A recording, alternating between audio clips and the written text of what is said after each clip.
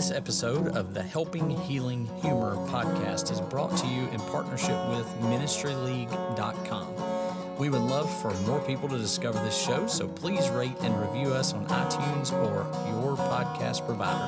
Feel free to share on your social media and subscribe at benandtravis.com for the free ebook, 28 Days of Focused Living.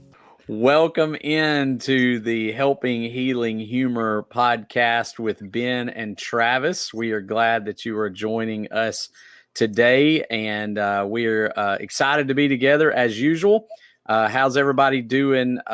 Will, how you doing today? We are also joined by Will. I should have said that, but he's with us most of the time. So, no, I'm doing really good. Excited of all the excitement that is built around after CYC with everything we've got going on. So I wasn't there, but apparently y'all killed it. So we got a lot of new people that have joined in. So hoping that they can gain some encouragement from everything we're doing like I have. It's been a blast. Travis, how are you doing? Man, I'm great. Just seeing you, Will. You've had a couple of weeks of back-to-back youth group events, and we missed you here at the podcast. We understand how that goes. We're glad for young people like yourself who have all that energy to chase teenagers around, and but happy to have you back, Will. So I'm doing great. Good. Yeah, and then here I am. I'm in a little bit new setting and surrounding here. Some people might recognize this. This is the old stomping grounds. I'm at my parents' house right now. I kind of got in the middle of some things today. So if you're watching this, you see this actually was my bedroom growing up. It is now kind of the library, the toy area, and I just realized there's an iron behind my head. So anyway, I'm excited though to be able to hang out here. My kids are going to be outside playing here in a little bit when they get out of school, but we're super pumped that you guys have all jumped on with us. We've had a lot of folks added on to the email list. Of course, if you are not on that yet, you can still do so. It's at benandtravis.com. You can sign up there. We're excited about a lot of the Facebook page and the group. We've had a lot of growth there too. So just a lot of good things going on. We wanted to come today and talk a little bit about some things. Obviously, as you all know, we generally try to talk about some topics that will help some folks out who are out there listening. And so Travis kind of has a unique scenario, not really that unique, I'll be honest. We really find that a lot of people are going through this. And so we thought it might be a good time for us to just talk a little bit about something that Travis went through as he was growing up. You've probably heard the statistic that about 50% of all marriages will end in divorce. And certainly a statistic that we hate to hear, but we understand that it's very much the case as we see it around us a lot. I was just looking, Travis, at some of the statistics about that. And, when you hear that, you think, well, that's not just first marriages. In fact, first marriages are about 40% of them. And then second marriage is about 60. And then third marriage is about 73%. So it's not that it doesn't sound like it gets a whole lot easier as it goes along. And so you got kids who are growing up in those scenarios. Obviously, a lot of times, neither, it's not always what the parents want, but it happens. And it certainly can leave some difficult times for the kids as well. And so, Travis, you grew up in a scenario like that. So we wanted to give you a chance to just sort of talk about that. We may ask some questions to just sort of see what you can, maybe shed some light on it for other kids or even adults that are still dealing with that from their childhood.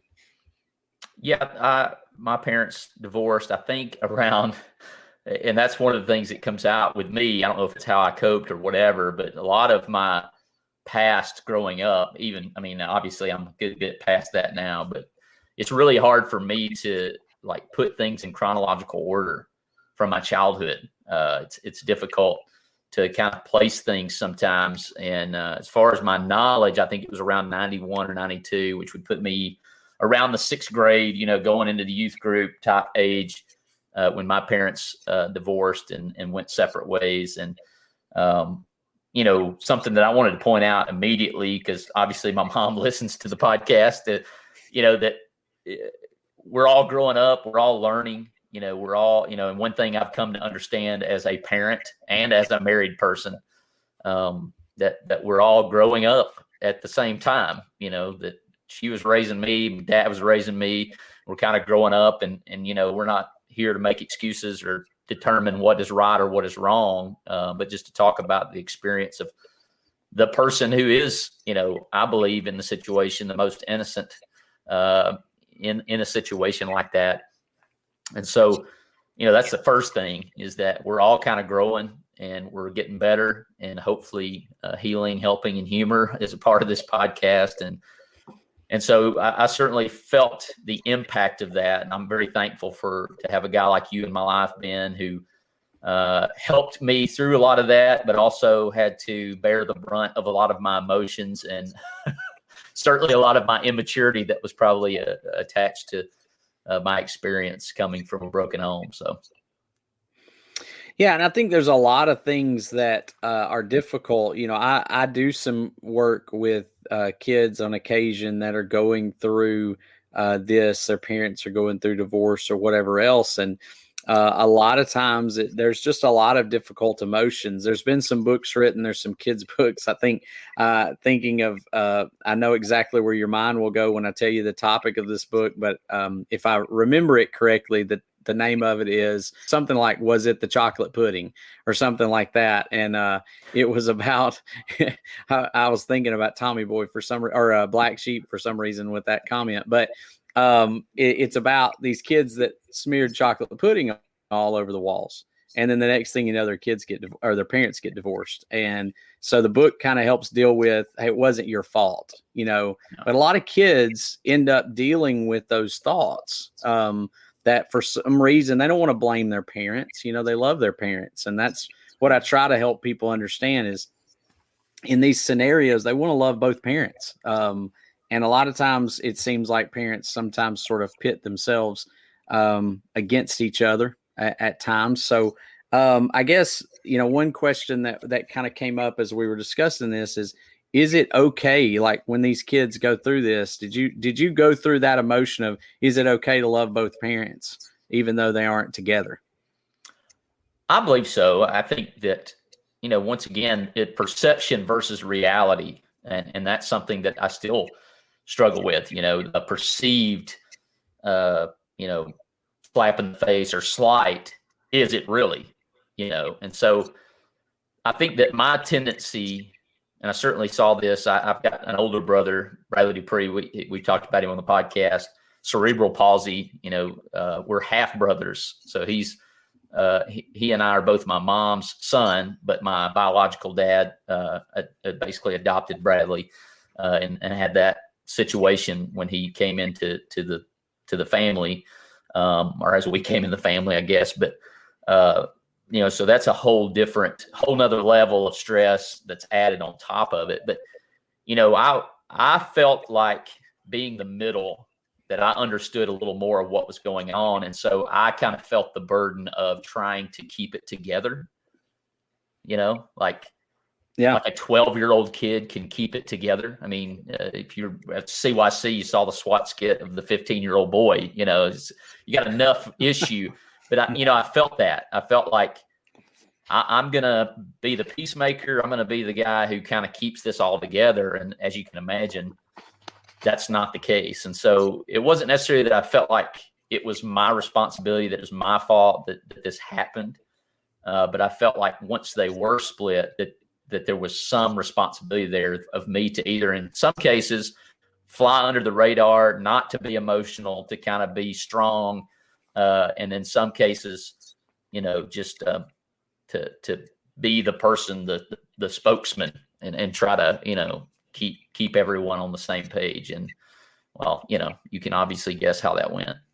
I think, a lot of times what I've seen just from the youth ministry standpoint, and I know y'all have probably seen this as well, is what you just said. The teenager tries to become the mediator between two parties, and you've got almost the child becomes the parent while the parent sometimes become the children. Now I know that there are reasons that people divorce that are valid and scenarios that happen that lead to that.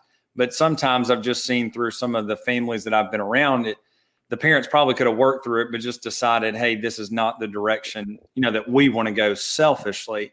And so I think maybe something I'd like you to speak to is as the child or as the teenager, the kid, did you want to talk about it? It's almost like I want to take care of the family, but did you want to discuss it, or did you want people to come and go, hey, I know you're going through this divorce. I want to be there for you. Or did you kind of just want to, I know you and I are kind of that Enneagram 7 people where it's like, everything's fine. Let's just move on.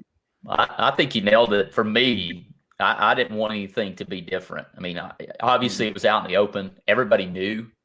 And so I didn't want to talk about it. I certainly, when Ben and I hung out, I didn't want him to realize, I mean, to some degree, I kind of idolized Ben's parents, because it seemed like to me, everything was perfect, right?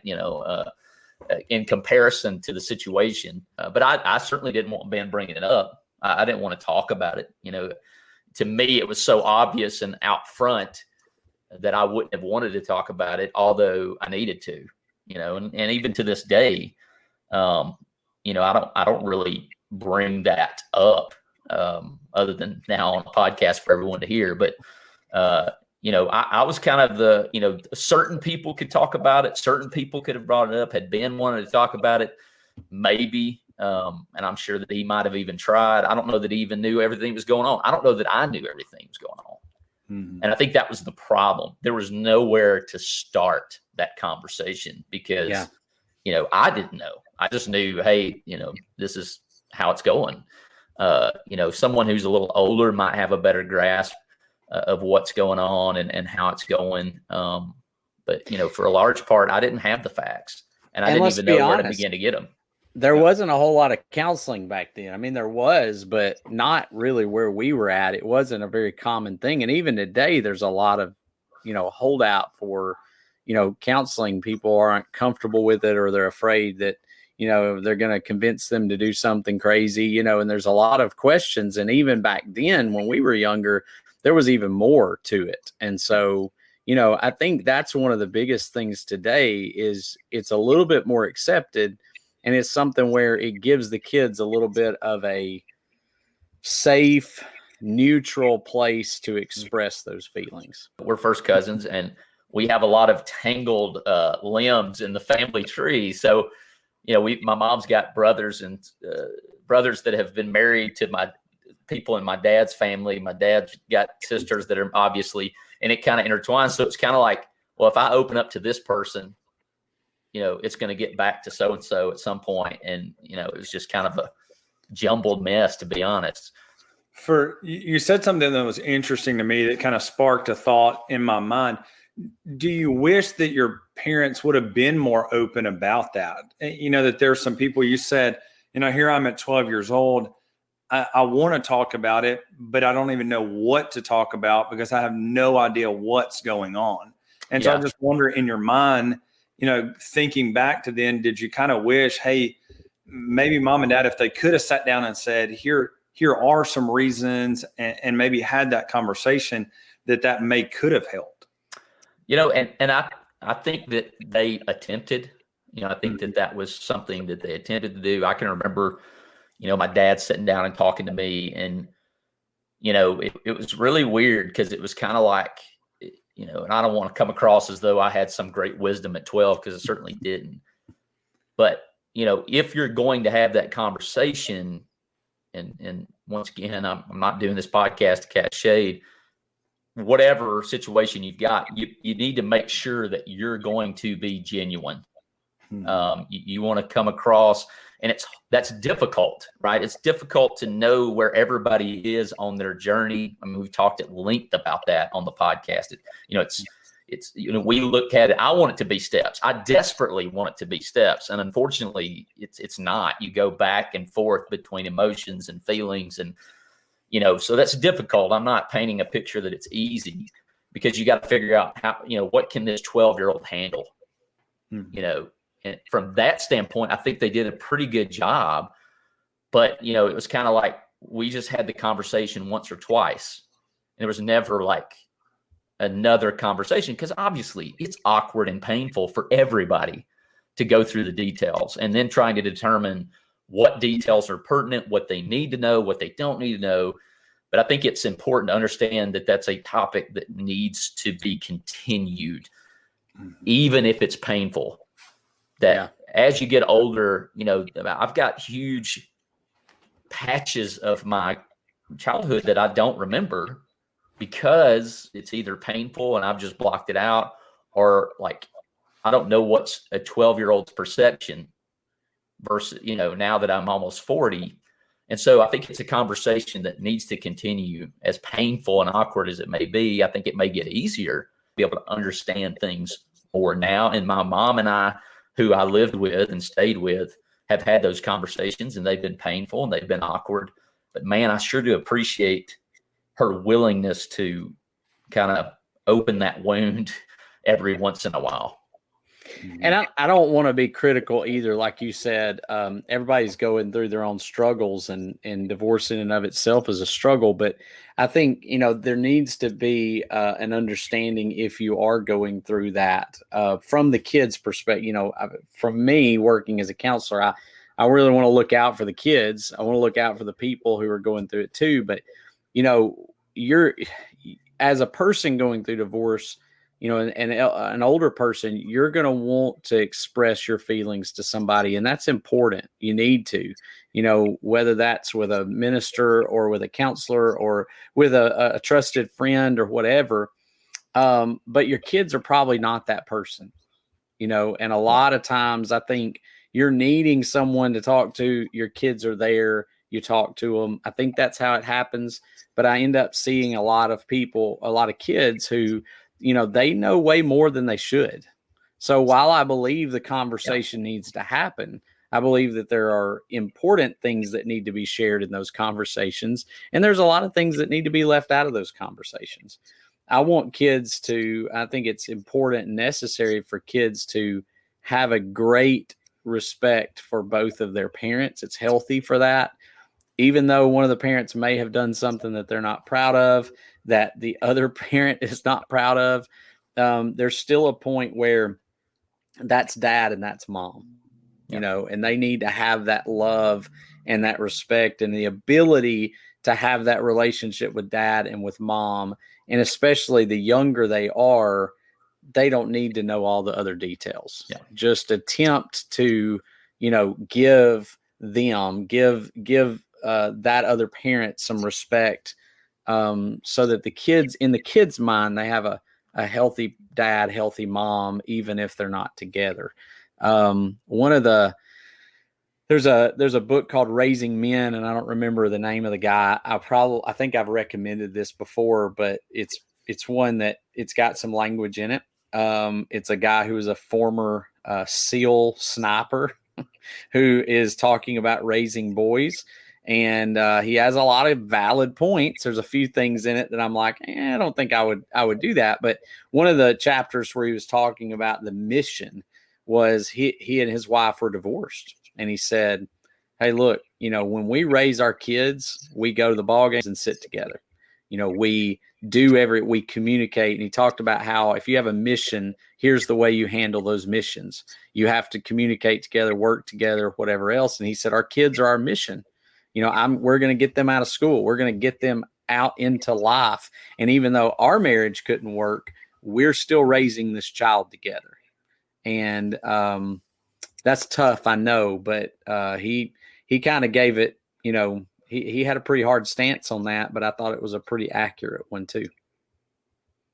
I think so. I think that the difficulty, and I had step siblings, and I had the whole shebang, and I think it's very difficult to balance that and make I have a hard time, and Whitney and I are together. It's hard for me to make sure my kids, and from my challenge growing up, my goal was, hey, I'm going to be the best dad that I can possibly be. And now that I'm a dad, I understand that mission. It's not easy. You're not just going to show up and that happens. But I'm totally down on the communication.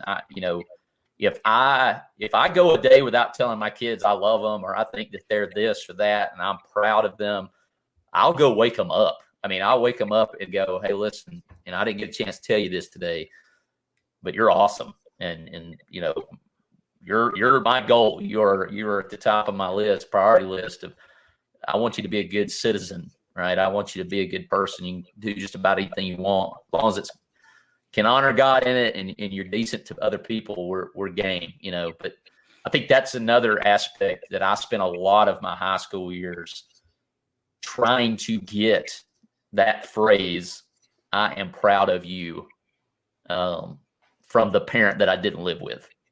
I was very blessed to have a mom at home who was very adamant, worked hard. You could tell by the time she invested working hard, that I didn't need a lot of verbal competence from her. I saw it every day that she was putting in, and I guess my comment to anybody who may be listening that is a child going through this, you need to do a lot of things, and I don't want to sound selfish. You need to be serving the Lord and doing things that you enjoy doing. I did a lot of things to try and get the attention, right? To get, my dad to pay attention, right? And as a kid, I couldn't understand the things that he was going through and the difficulties he was facing that I do now. But I think I spent a lot of time doing a lot of activities, that I eventually fell in love with. And I always loved football. But, for a dad out there who's like, how do I make my kid feel special, even though they may not live with me all the time?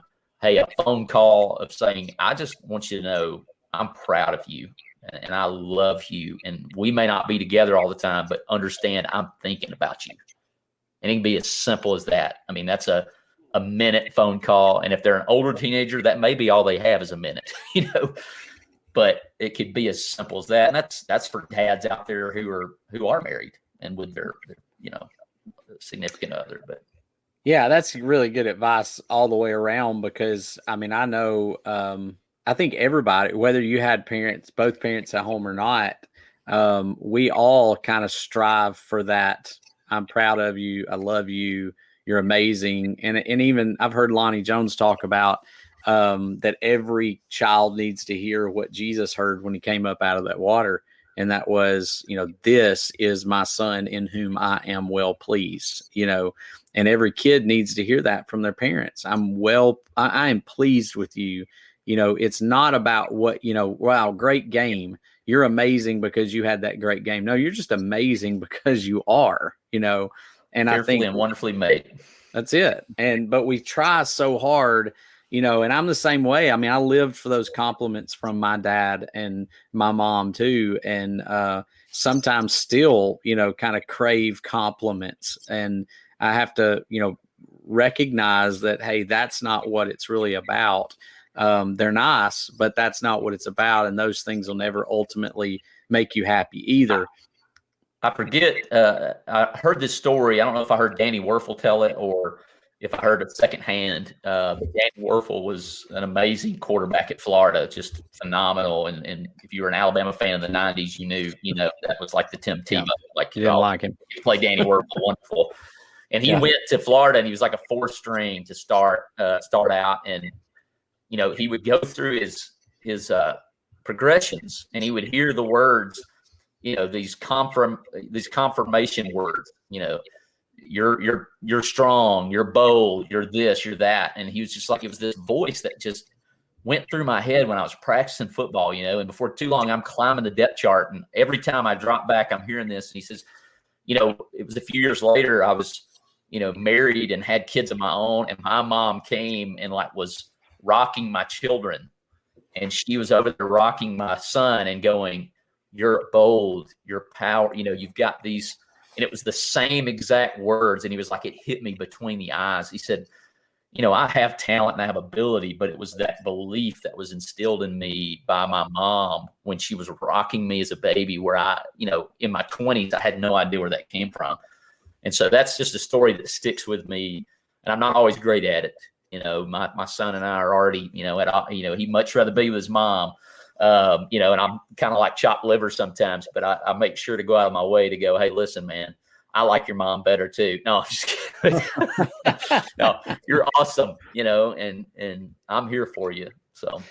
Well, I heard that too. I think it may have been on Game Day or something in one of the interviews, but yeah, I saw that too, and that was phenomenal. And I'll be honest, I probably fail at that a lot too. I try to instill that in my kids, but as they get older, you guys will learn that it seems it's more it's harder sometimes, because you end up butting heads, and then it feels weird to go in there after you've had this argument and go, hey, I really do love you, I really am proud of you, because you think they're probably going to think you're weird. But I've had to do that a few times. I've had to suck it up and go in there and say, hey, I was wrong in that, we'll talk about it some more or whatever. But anyway, I think those are all phenomenal, and as much time as you can instill or spend instilling those good things in your kids, whether they're going through, parents are going through a divorce or not, is huge. But especially in those moments, and building up the other parent, or at least not tearing the other parent down, I think is such a huge key to that, because they're going to remember that. And I've had to answer that question some. Well, yeah, but they're going to, they did something wrong. Well, they may have. Eventually those kids will be old enough to figure that out, but it's not the time to do that now. They don't have to know about those things now. They're still going to love you, and they're still going to love them. We talk a lot about the importance of mental and emotional health on the podcast. But what if you're concerned about the emotional health of a child? Sometimes after a major change, a child may begin to struggle emotionally or socially. You can tell that they are struggling because they might begin to behave badly or have extreme feelings of worry or sadness. They might even engage in destructive behaviors or regress in their normal development. Children don't have the ability to express their concerns verbally as you and I do. Play therapy might be the answer. In play therapy, toys are like the child's words, and play is the child's language. Amy Thompson at Serenity Counseling helps children who may be struggling emotionally or socially learn more adaptive behaviors. Through play therapy, a child can also learn to communicate with others, express feelings, develop problem-solving skills, and learn a variety of ways of relating to others. Give Amy a call at 256-263-6367 to find out more about how play therapy might be just what you've been searching for. HCU offers dual enrollment credit. Know a high schooler who needs college credit? Our friends at Heritage Christian University offer general education courses so your high schooler can get ahead. Feel at ease knowing your child will have Christian instructors at only $100 per class. To find out more, email rharrison, that's RHARRISON, at hcu.edu, or click Apply Now at www.hcu.edu.